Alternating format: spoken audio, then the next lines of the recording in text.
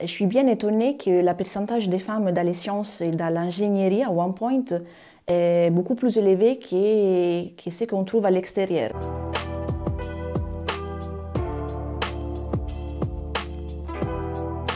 Bonjour, Silvia Ciappelloni, je suis docteur en neurosciences et je suis arrivée à OnePoint il y a 2 ans et je suis consultante data IA.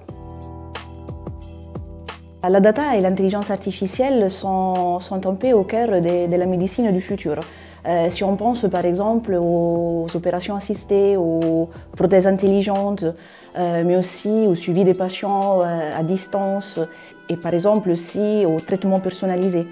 Et en fait, pour acquérir ces compétences, j'ai suivi une formation développeur-développeuse Data IA avec l'école Samplan et Microsoft en partenariat avec OnePoint.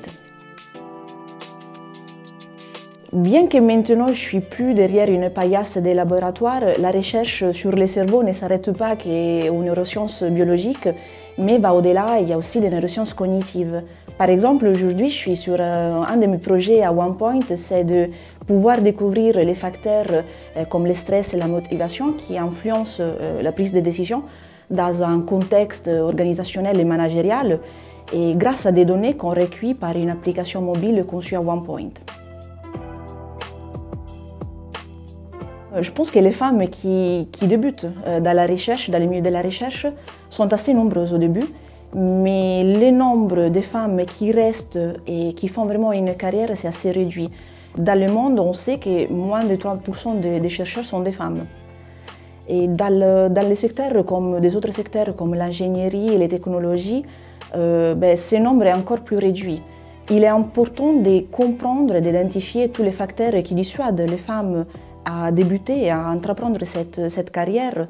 Et OnePoint est très engagé à motiver les femmes à entreprendre et continuer aussi dans ces secteurs. Et en effet, on retrouve à OnePoint un nombre assez haut de femmes qui travaillent dans l'ingénierie, mais aussi dans la partie recherche et développement.